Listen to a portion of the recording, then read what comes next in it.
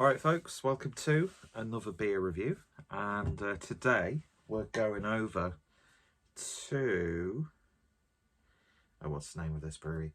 Cervezas Victoria, and we're having a look at a bottle of the Victoria Málaga, and these are based out of the Cervezas Victoria 1928. And these guys are actually based out of Malaga. And I saw this in Tesco's, and it was part of the sort of like 3 for £5 deal that they have with lagers. I sort of had a last hurrah with Lost Planet in light of all the controversy. Picked myself up a bottle of Paulana, and I've never seen this before, so I thought I'd pick it up. When I saw the label, obviously without reading the label itself, I thought, is this sort of like a cheaper version of, what's it called? Birra Moretti, with the stately looking gentleman on the front, on the actual label. But yeah, so this is 4.8% ABV, 660ml bottle, and yeah, lovely crown on there. Really interested by this one. I do like the big 660s of lager, and yeah, just to let you know, although I'm sure it's available in other supermarkets, while I was in Tesco's, and I've funny enough just finished eating some, I'd been hearing a lot of people hyping up a brand called This Is Not, and it's sort of like meat alternatives, which, yeah, a lot of the time I'm like, well, what's the point? Just buy meat, or don't buy meat, or don't buy these foods that are supposed to replicate meat if, you know, you don't want meat, that sort of thing. But I tried their pork sausages, and I tell you what, you would just not think that they were a plant-based sausage. And it was like £1.50 a pack, which it's not too, you know, too bad really, especially for a meat alternative, which do tend to be ridiculously overpriced. And yeah, you're paying less for, well, supermarket sausages anyway, really, a lot of the time. But yeah, they're really, really nice. So if you wanted to be a little bit more conscientious, or maybe you want to cut down on your meat consumption and you're sort of in that transitional period, then I would very much recommend them. And they would have gone perfectly with a good lager like this. Well, he says good lager, he's not had it yet. So yeah, I thought I'd give this a review. Not really recorded much reviews recently, although I've had some that I've just not got around to uploading, so I've been putting those up in between these newer videos. But yeah, I think I talked about that in my one of my brewed by numbers videos anyway. So it's Friday night, even though I'm working tomorrow, so I thought, Joe, I'm gonna have a few beers tonight, and I tell you what, that looks really, really nice. It looks a little bit more not as like light or as golden as some lagers. It's got that sort of like slight coppery amber hue to it. Nice matte clarity. Just about half a finger's worth for a white foamy looking head. And, you know, with a Spanish climate,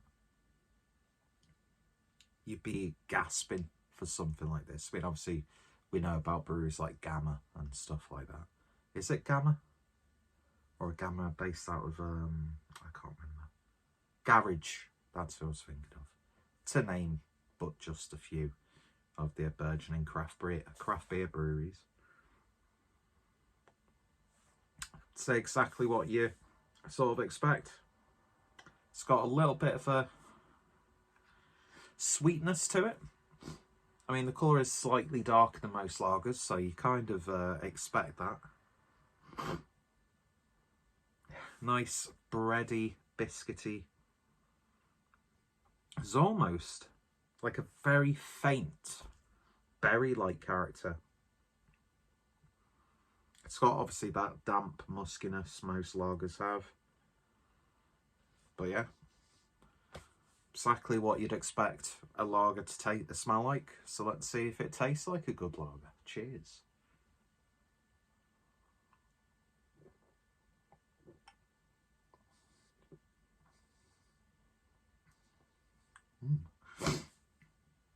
That's actually really nice. Yeah, there's definitely more of a pronounced sweetness to it. It's got a little bit more depth of flavour than most, you know, big macro lagers.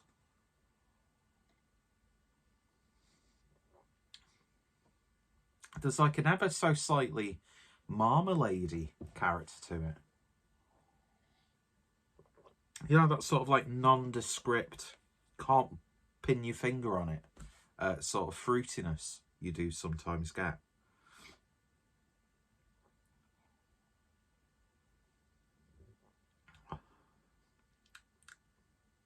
It's got a nice mouthfeel.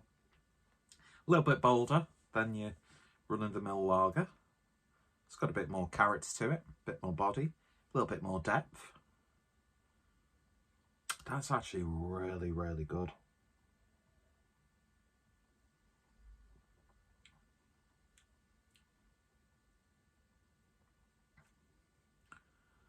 I could happily buy more of this.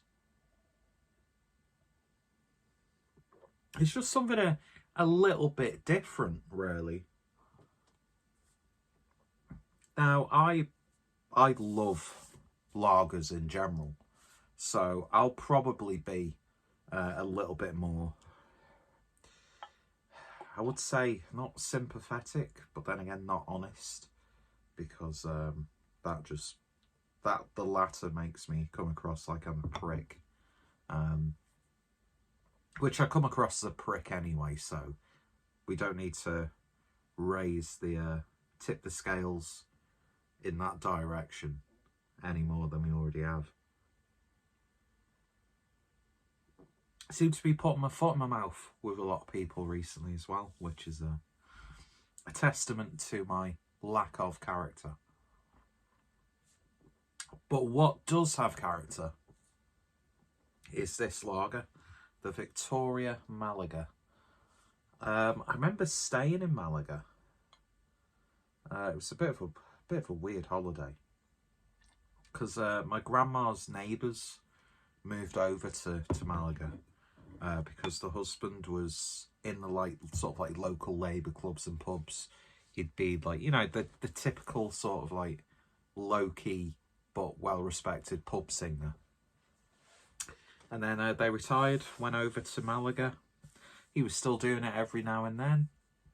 His son, like, would be, you know, being a DJ around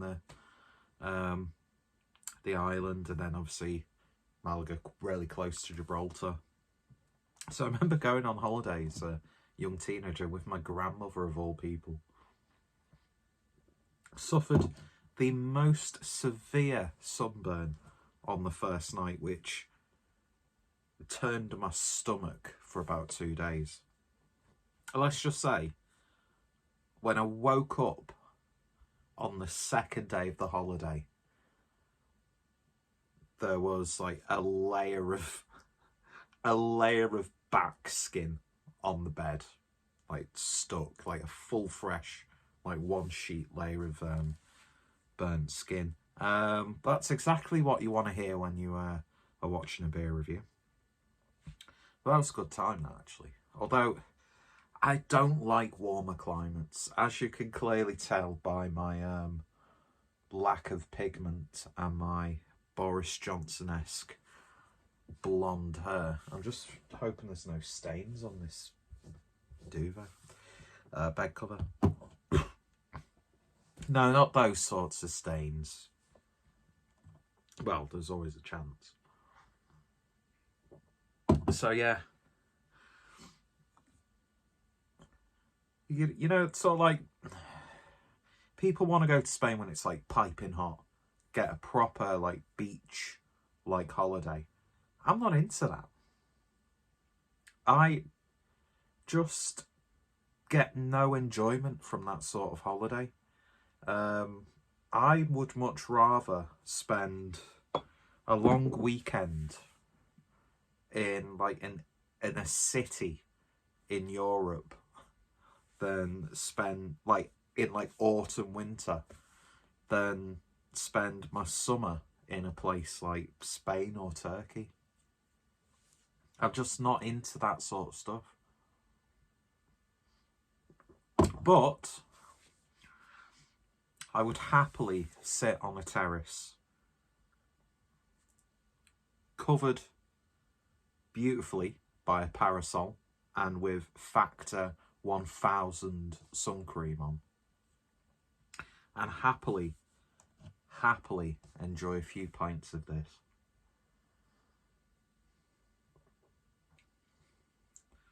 It's really, really nice. I would very much recommend it. It's probably been in Tesco's for absolutely ages, but it's the first time I saw it. And yeah, you're getting a lot of beer for your money, I would say, especially in the 3 for £5. If you shop clever and go for the 660 bottles, you're at least getting 2 or 3 more drinks out of the, well, you literally are. Anyway, you know what I mean. So yeah, all information will be down below. If you've tried this, then let me know your thoughts, opinions down below as well. And yeah, hopefully you'll join me next time for another beer review. And I won't talk about dead sticky skin. But yeah, this is not sausage, or that brand. This is not. We've got the bacon as well, which sort of like veganish bacon alternatives are proper ropey sometimes. So I'll be interested to see how that goes. But yeah, I had a nice sausage barm, or depending on what part of the country you are, a roll, bap, whatever, with some tomato ketchup, tomato sauce, and mustard, American yellow mustard. The ultimate condiment mustard, if that makes sense. Anyway, what the fuck am I talking about? Yeah, beautiful stuff, and I'm very much going to enjoy the rest of this. And yeah, I really like the artwork on that as well. Proper smart, beautiful typography, and a Spanish Winston Churchill having a cheeky beer on the beach. Anyway, cheers for watching. You all take care, stay safe, and I'll see you later.